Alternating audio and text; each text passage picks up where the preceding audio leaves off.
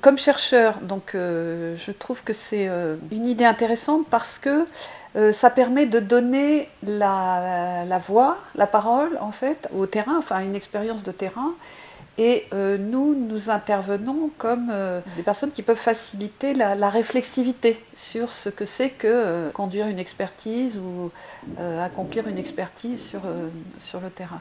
Donc l'idée de carnet en fait me paraît intéressante parce qu'elle a ce souci du concret, ce souci d'être proche de l'action et elle permet du coup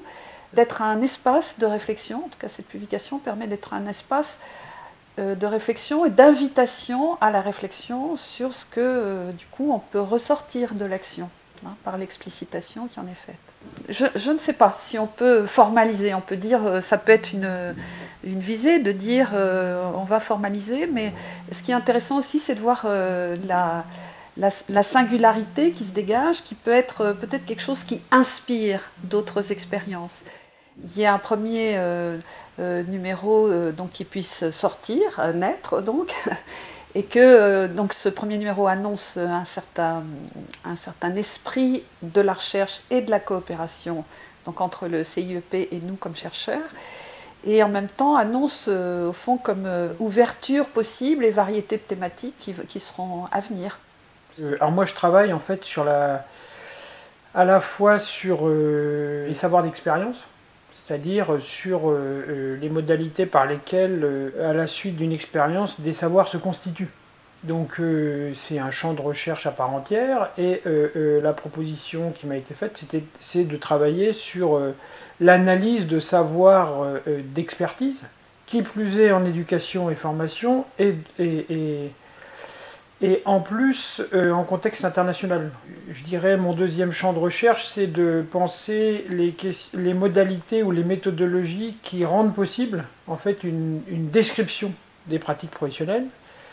pour la formalisation des savoirs. J'étudie les modalités,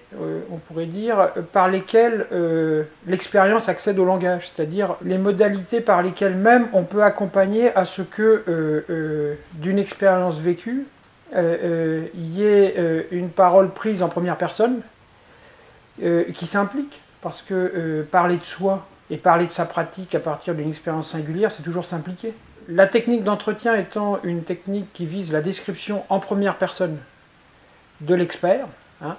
avec comme finalité d'essayer d'avoir accès du point de vue de l'expert à la manière dont il décrit sa pratique. Et avec comme objet de connaissance le fait de pouvoir dire une manière de percevoir, de penser,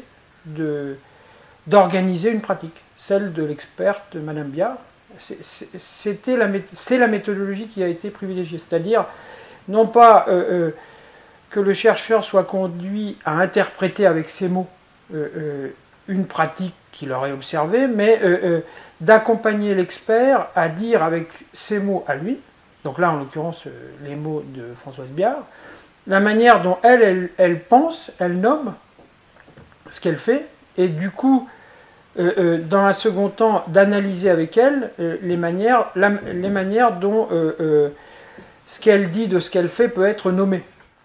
Dans ce type de méthodologie, on privilégie une posture d'accueil, hein, à la manière dont la pratique se dit,